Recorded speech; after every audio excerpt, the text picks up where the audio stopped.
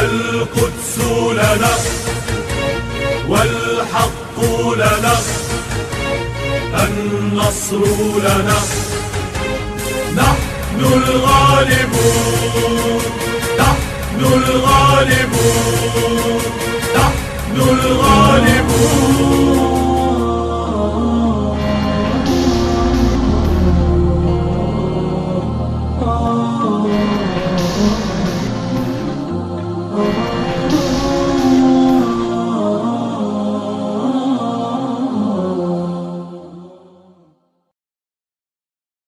اعوذ باللہ من الشیطان الرجیم بسم اللہ الرحمن الرحیم الحمدللہ رب العالمین والصلاة والسلام علی محمد وآلہ الطاہرین. ناظرین کرام السلام علیکم ورحمۃ اللہ وبرکاتہ. جیسا کہ آپ کو معلوم ہے آج ماہ مبارک رمضان کا آخری جمعہ ہے. اس جمعے کو امام خمینی رحمۃ اللہ علیہ نے یوم القدس کا نام دیا ہے اور انہوں نے پوری دنیا کے مسلمانوں کو عالم اسلام اور امت مسلمہ کو فلسطین کے عوام پر ہونے والے مظالم کے خلاف اور اسرائیل اور عالم استکبار کے خلاف مظاہرے کرنے اور ان کے خلاف آواز اٹھانے کے لیے دعوت دی ہے. لہٰذا نسیم ہدایت ٹی وی مجمع طلاب شگر کی جانب سے یوم القدس کی مناسبت سے ایک ٹاک شو کا اہتمام کیا گیا ہے. ہمیں امید ہے کہ یہ پروگرام آپ لوگوں کی توجہ کا سبب بنے اور اس پروگرام سے آپ اپنے دینی اور فلسطین کے حوالے سے معلومات میں اضافے کا سبب بنے. ہم نے اس پروگرام میں دعوت دی ہے اور ہمارا مہمان ہے جناب حجت الاسلام والمسلمین شیخ فدا علی حلیمی صاحب. انشاءاللہ ہم ان سے عالم اسلام، امت مسلمہ، مسئلہ فلسطین، یوم القدس اور دیگر اہم مسائل کے بارے میں خاص سوالات ان سے پوچھیں گے اور ان کے زرین خیالات اور بہترین جوابات سے استفادہ کریں گے.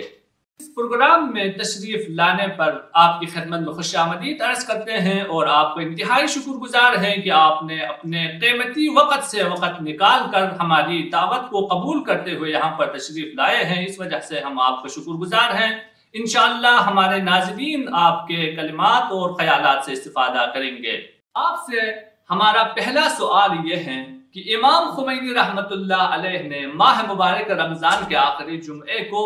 یوم القدس کا نام دینے کا کیا فلسفہ تھا، کیا حکمت تھی اور انہوں نے کن اہداف کو مد نظر رکھتے ہوئے اس کا نام یوم القدس دیا ہے؟ اعوذ باللہ من الشیطان الرجیم بسم اللہ الرحمن الرحیم. السلام علیکم ورحمۃ اللہ وبرکاتہ. میں بھی آپ لوگوں کا بہت بہت شکریہ ادا کرتا ہوں اس موقع پہ ہمیں اظہار خیال کا موقع دیا. خدا آپ لوگوں کی توفیقات خیر میں اضافہ کرے اور ہم سب کو ظلم و ظالمین کی مخالفت اور مظلومین کی حمایت کرنے کی توفیق عنایت فرما. ہاں، یہ سوال بھی بہت اہمیت کا حامل سوال ہے کیونکہ اس دن کی بنیاد رکھنے والا اور اس دن کا آغاز کرنے والا اور مسلمانوں کو اس اہمیت کا حامل موضوع کی طرف توجہ دلانے والی شخصیت امام امت حضرت امام خمینی رضوان اللہ تعالی علیہ کی ذات ہے. لذا یہ سوال بجا اور اہمیت کا حامل سوال ہے کہ امام خمینی نے ماہ مبارک رمضان کے آخری جمعے کو یوم القدس کے نام سے انتخاب کیوں کیا. بہت ہی اہمیت کا حامل سوال ہے. روز قدس اور اس اہمیت کا حامل موضوع کی طرف توجہ دلانے والی ذات امام امت حضرت امام خمینی رضوان اللہ تعالی علیہ کی ذات ہے. لذا اس حوالے سے یہ سوال اہمیت کا حامل ہے کہ امام خمینی ایک فقیہ ہوتے ہوئے ماہ مبارک رمضان کے آخری جمعے کو روز قدس کے عنوان سے انتخاب کیوں کیا. امام خمینی ایک فقیہ، دین شناس، حکیم اور سیاست مدار امت مسلمہ کے مسائل اور مشکلات اور عالم اسلام اور خصوصاً عالمی مسائل اور مشکلات پہ گہری نظر رکھنے والی ذات تھی. لذا امام خمینی نے اس دن کو روز قدس کے نام سے اگر انتخاب کیا ہے، حتماً اس میں حکمتیں ہو سکتی ہیں، اس میں اہداف ہو سکتے ہیں۔ سب سے پہلا نقطہ اور سب سے پہلی حکمت یہ ہو سکتی ہے کیونکہ قرآن کی تعلیمات کے مطابق اسلامی مناسک اور اسلامی اعمال کے لیے جو زمان اور جو مہینہ معیار اور ملاک قرار پایا ہے وہ قمری مہینہ ہے۔ شمسی اور میلادی مہینوں کو اسلامی اعمال و مناسک کے لیے معیار قرار نہیں دیا ہے۔ تو امام امت بھی یوم القدس کاملاً ایک مذہبی، ایک دینی دن ہونے کے اعتبار سے ماہ مبارک رمضان جو ایک قمری مہینہ بھی ہے، اور ماہ مبارک رمضان تو باقی مہینوں کی نسبت سے زیادہ مقدس اور خصوصاً اس کے آخری عشرے میں شب قدر ہونے کا احتمال بھی زیادہ ہے۔ اس وجہ سے اسلامی مناسک اور اسلامی اعمال میں اس کی فہرست میں اضافہ کرنے کی خاطر ماہ مبارک رمضان اور خصوصاً ماہ مبارک رمضان کے آخری جمعہ جو جمعۃ الوداع کے نام سے منایا جاتا ہے، اس کو انتخاب کیا ہوگا۔ یہ پہلا نقطہ۔ دوسرا نقطہ، ماہ مبارک رمضان ایک ایسا مہینہ ہے جس میں مسلمان پورے مہینہ کوشش کے نتیجے میں پروردگار عالم کی عبادت اور اطاعت کے نتیجے میں اپنے نفس کو، نفس امارہ اور شیطان کی قید و بند سے نجات دلاتا ہے۔ جب اپنے نفس کو رہائی ملتی ہے تو عملی طور پر بھی ایک ایسا دن ہونا چاہیے، ایک ایسا یوم ہونا چاہیے، ایک ایسا روز ہونا چاہیے، اس دن میں مسلمان اسلامی مقدسات اور اسلامی سرزمین اور امت مسلمہ کو عالمی استعمار اور عالمی استکبار کی طاقتوں سے نجات دلانے کے لیے کوشش کرنے کے لیے ایک دن ہونا چاہیے، وہ دن یوم القدس ہے۔ ایک اور نقطہ یہ بھی ہو سکتا ہے، ماہ مبارک رمضان میں مسلمان پروردگار عالم کی بارگاہ میں اپنے گناہوں اور خطاؤں کے مقابل میں استغفار اور مغفرت طلب کرتے ہیں۔ جب شخصی گناہوں اور خطاؤں سے استغفار کرتے ہیں تو ایک اجتماعی غفلت بھی امت مسلمہ سے سرزد ہوئی ہے، ایک اجتماعی خطا بھی امت مسلمہ سے سرزد ہوئی ہے۔ وہ بیت المقدس جو سرزمین انبیاء ہے، انبیاء کی سرزمین ہے، خدا کی متعدد نشانیاں بشر کی ہدایت کے لیے اور رہنمائی کے لیے اس سرزمین میں موجود ہے۔ اس سرزمین پہ ایک غاصب گروہ کا قبضہ ہوا ہے، تو اس غفلت سے استغفار کرنے کا دن یوم القدس ہے۔ ایک اور نقطہ یہ بھی ہو سکتا ہے، کیونکہ مذہبی تعلیمات میں سے حصہ یہ ہے کہ دین مبین اسلام اسلامی افکار اور اسلامی نظریات کی حفاظت کے لیے تولا اور تبرع کو واجب قرار دیا ہے۔ تو عملی طور پر ماہ مبارک رمضان کے آخری عشرے اور وہ بھی آخری جمعے کے دن تولا و تبرع امت مسلمہ کو عملی طور پر سمجھانے کے لیے اس اسلامی تعلیم کی حقیقت کیا ہے، اس کا مقصد کیا ہے۔ تولا و تبرع آپس میں لڑنے کا نام نہیں ہے، بلکہ اسلامی مقدسات اور اسلامی سرزمین اور امت مسلمہ کو عالمی استعمار اور استکبار کی طاقتوں سے بچانے کا نام ہے۔ لذا تولا و تبرع کو بھی عملی شکل دینے کے لیے اور اس کو صحیح طرح سے سمجھانے کے لیے امام امت نے اس دن کو انتخاب کیا ہوگا۔ آپ سے ہمارا دوسرا سوال یہ ہے کہ امام خمینی نے شمسی کسی مناسبت اور کسی دن کو یوم القدس کا نام نہیں دیے، بلکہ قمری مہینے اور ماہ مبارک رمضان کے آخری جمعے کو یوم القدس کا نام دیا۔ تو اس کا مطلب یہ ہے کہ یہ ایک مذہبی مناسبت ہے، لہٰذا ہمیں یہ دیکھنا چاہیے کہ آیا قرآن مجید اور احادیث معصومین علیہ السلام میں اس دن کے منانے کے حوالے سے کوئی تائید ملتی ہے، کوئی اشارہ ملتا ہے، کوئی مبنی ہے؟ اس حوالے سے ہم آپ کے معلومات سے استفادہ کرنا چاہتے ہیں۔ یہ سوال بھی بہت بجا سوال ہے۔ جب ہم روز قدس کو، جیسا کہ امام امت نے امام خمینی رضوان اللہ تعالی علیہ نے یوم القدس کو روز اسلام اور روز رسول اکرم قرار دیا ہے، یعنی ایک مذہبی دن، ایک دینی دن کے طور پر ہم مناتے ہیں، تو آیا اس کے پیچھے کوئی آیت، کوئی روایت، کوئی اسلامی تعلیمات میں سے یا اس کا کوئی مبنی ہے یا نہیں ہے؟ اس دن کو منانے کے لیے اور اس دن کی احیاء کے لیے بہت ساری آیات اور روایات سے ہم استفادہ کر سکتے ہیں، لیکن آپ حضرات کے سامنے ایک دو آیت کی میں تلاوت کروں گا۔ سورہ بقرہ آیت نمبر 20 میں پروردگار عالم کا ارشاد ہے، وَلَن تَرْضَىٰ عَنْكَ الْيَهُودُ وَلَا النَّصَارَىٰ حَتَّىٰ تَتَّبِعَ مِلَّتَهُمْ قُلْ إِنَّ هُدَى اللَّهِ هُوَ الْهُدَىٰ وَلَئِنِ اتَّبَعْتَ أَهْوَاءَهُمْ بَعْدَ الَّذِي جَاءَكَ مِنَ الْعِلْمِ مَا لَكَ مِنَ اللَّهِ مِن وَلِيٍّ وَلَا نَصِيرٍ۔ عجیب تعبیر پہ مشتمل ہے یہ آیت، وَلَن تَرْضَىٰ عَنْكَ الْيَهُودُ وَلَا النَّصَارَىٰ۔ یہاں پہلا خطاب پیغمبر خاتم کو قرار دیا ہے اس مسئلے کی اہمیت کی وجہ سے، ورنہ ہر مسلمان مرد و زن اس آیت کا مخاطب واقع ہوتا ہے۔ وَلَن تَرْضَىٰ عَنْكَ الْيَهُودُ وَلَا النَّصَارَىٰ، یہود و نصارہ کبھی بھی آپ سے راضی نہیں ہوں گے، خوش نہیں ہوں گے، کب تک؟ حَتَّىٰ تَتَّبِعَ مِلَّتَهُمْ، جب تک آپ کاملاً اپنی غلامی تسلیم نہ کریں، ان کے تابع نہ بنے، ان کے پیروکار نہ بنے۔ یعنی کبھی بھی کفر اور شرک مسلمانوں سے راضی نہیں ہوں گے، خوش نہیں ہوں گے اس وقت تک جب تک امت مسلمہ، مسلمان سب تمام میدانوں میں، چاہے وہ اقتصادی میدان ہو، چاہے وہ سیاسی میدان ہو، چاہے وہ ثقافتی میدان ہو، چاہے وہ دینی میدان ہو، ہر میدان میں جب تک ان کے سامنے غلامی تسلیم نہیں کرے گا، یہ کفر و شرک ہم سے راضی نہیں ہوں گے۔ پھر فرماتے ہیں قُلْ إِنَّ هُدَى اللَّهِ هُوَ الْهُدَىٰ، قرآن کی تعلیمات آپ کے سامنے ہوتے ہوئے،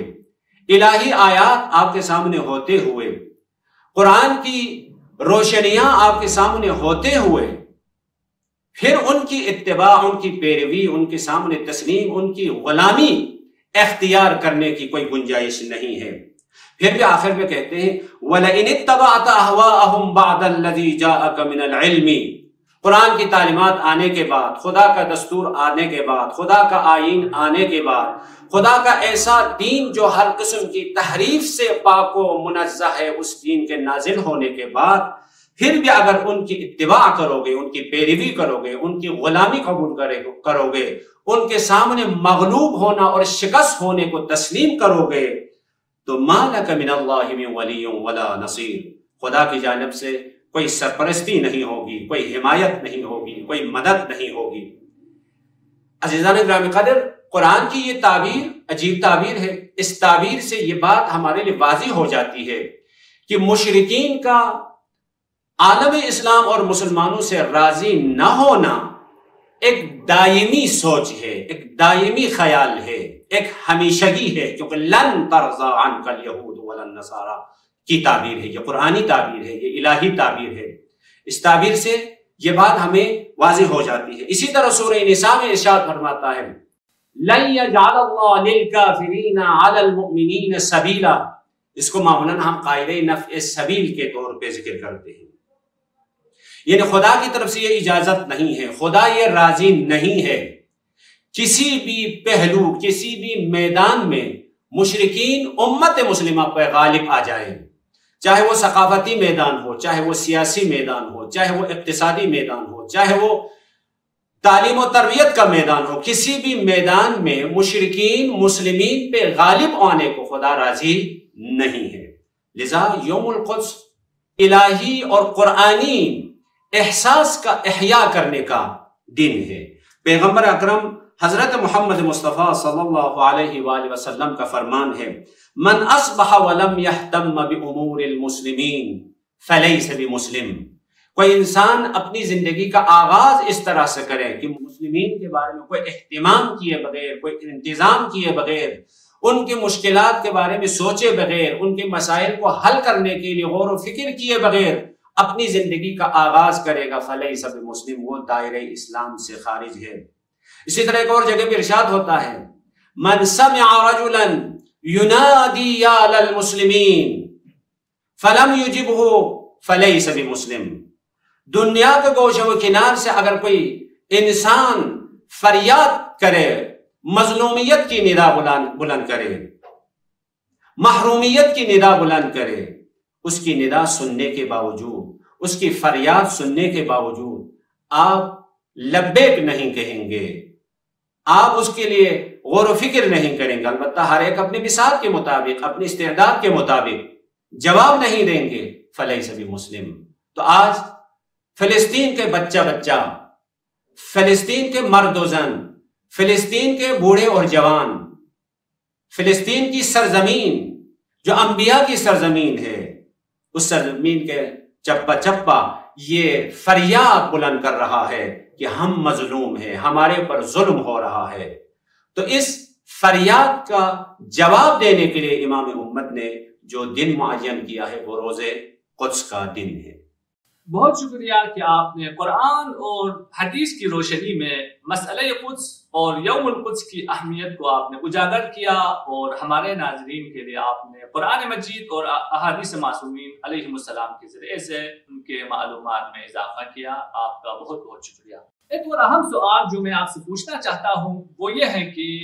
ہم پاکستانی ہونے کے ناطے ہمیں یہ دیکھنا چاہیے کہ پاکستان بنانے والے اور پاکستان کی بنیاد رکھنے والوں کی نظر میں اور ان کی نگاہ میں مسئلہ فلسطین اور یوم القدس کے حوالے سے ان کی کیا نظر تھی، ان کا کیا نظریہ تھا، اس حوالے سے بھی ہم آپ سے جاننا چاہتے ہیں. انشاءاللہ امید ہے کہ آپ پاکستان بنانے والے بانی پاکستان قائد اعظم محمد علی جناح اور حکیم امت علامہ اقبال کی نگاہ میں فلسطین اور مسئلہ فلسطین کی کیا اہمیت تھی اور فلسطین کے حوالے سے ان کی کیا نظر تھی، اس حوالے سے اگر آپ وضاحت کریں تو آپ کا شکر گزار ہوں گے. یہ سوال بھی بہت اہمیت کا حامل سوال ہے، کیونکہ ظاہر سی بات ہم پاکستانی ہیں، ہمارا مخاطب پاکستانی ہے، ہم سب پاکستانی ہیں، اور ہماری خواہش اور تمنا یہ ہے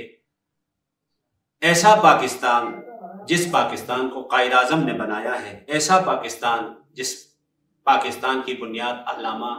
اقبال رحمۃ اللہ علیہ کی نظریات ہے. لذا قائد اعظم رحمۃ اللہ علیہ اور علامہ محمد اقبال لاہوری رحمۃ اللہ علیہ کے نظریات اور ان کے خیالات مسئلہ فلسطین کے بارے میں کیا تھے، تاکہ ہم ان کی آرزو کے مطابق، ان کے خیالات کے مطابق، ان کے آراء کے مطابق، یعنی ان کے پاکستان کے مطابق پاکستان کو آگے لے کے جا سکے. بہت ہی اہمیت کا حامل سوال ہے. میں چند ایک نکات بہت ہی مختصر کے ساتھ آپ لوگوں کی خدمت میں پیش کروں گا. علامہ اقبال 27 جولائی 1937 میں علامہ اقبال جو بیانیہ جاری کرتے ہیں فلسطین کے بارے میں، اس کا ایک جملہ آپ کی خدمت میں پیش کروں. میں فلسطین کو خالصتاً ایک مسلم مسئلہ سمجھتا ہوں. علامہ اقبال کوئی عام سا انسان نہیں، جو ایک حکیم، ایک سیاست مدار اور عالم اسلام کے مسائل کے بارے میں درک، احساس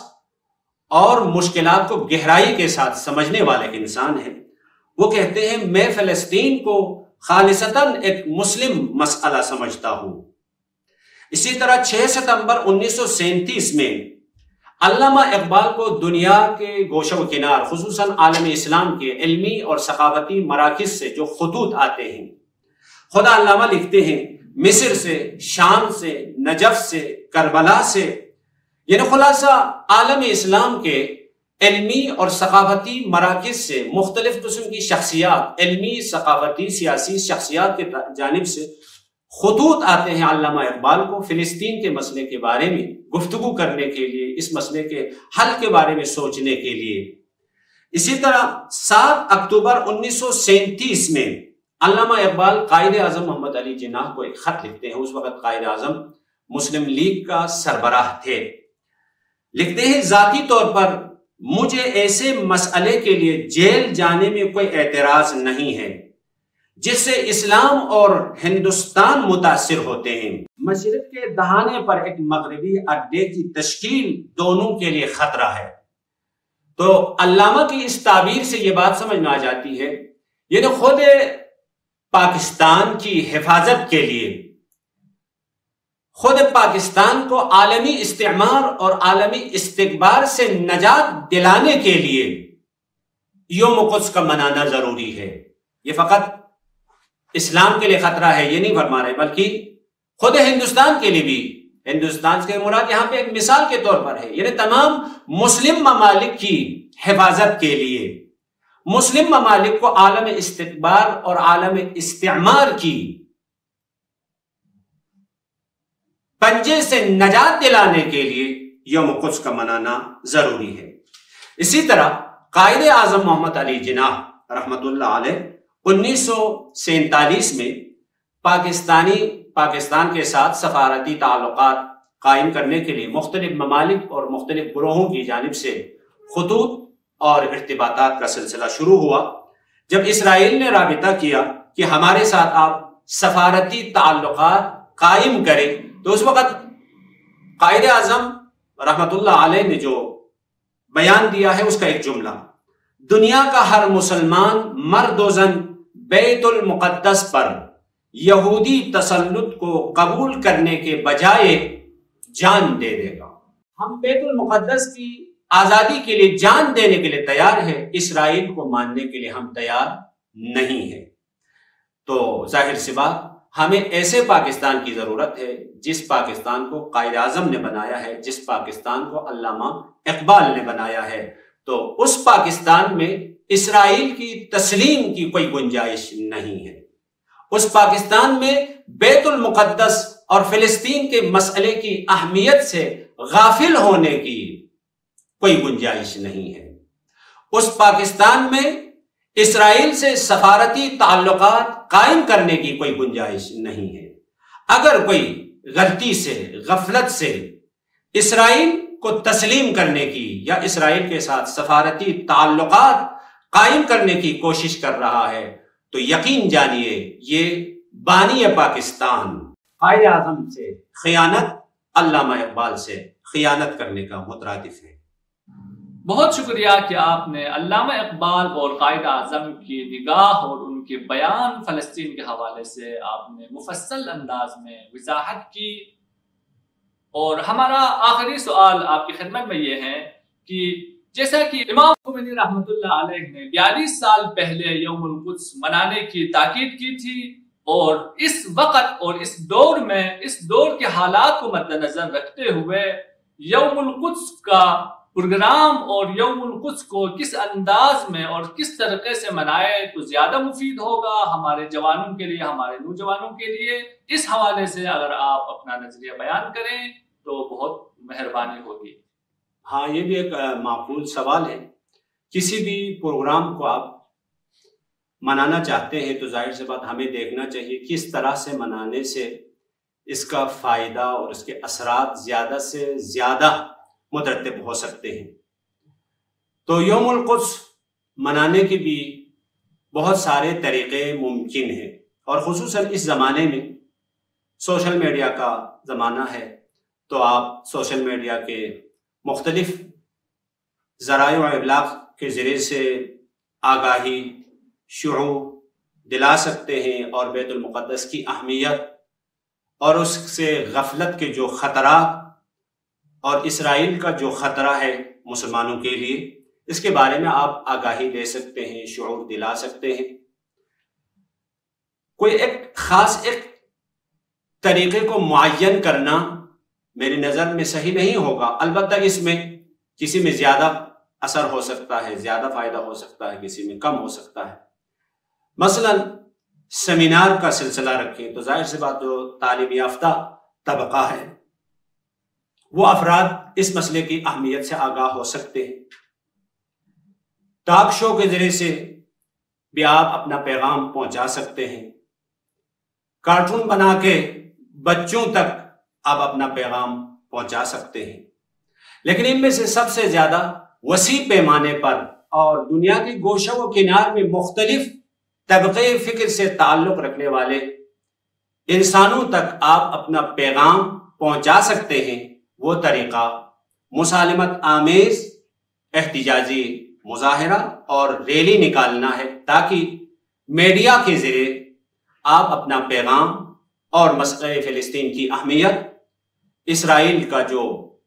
خطرہ امت مسلمہ کے لیے ہے، یہ دنیا کی گوشہ و کنار پہنچانے میں آپ کامیاب ہو سکتے ہیں۔ بہت بہت شکریہ کہ آپ نے ہمیں وقت دیا اور یہاں پر تشریف لائے اور ہم نے آپ کے زرین خیالات اور بہترین گفتگو سے استفادہ کیا۔ امید ہے کہ آپ آئندہ بھی اپنے خیالات سے ہمیں آگاہ کرتے رہیں گے اور ہمیں مستفیض فرماتے رہیں گے۔ محترم ناظرین، آپ کے بھی شکر گزار ہیں کہ آپ نے اس پروگرام کے اختتام تک ہمارے ساتھ دیا، اور ہمیں امید ہے کہ یہ پروگرام آپ کو پسند آیا ہوگا۔ انشاءاللہ بہترین پروگرامز کے ساتھ آپ کی خدمت میں دوبارہ حاضر ہوں گے۔ ایک اور پروگرام تک ہمیں اجازت دیجیے۔ اللہ حافظ۔ القدس لنا والحق لنا النصر لنا نحن الغالبون نحن الغالبون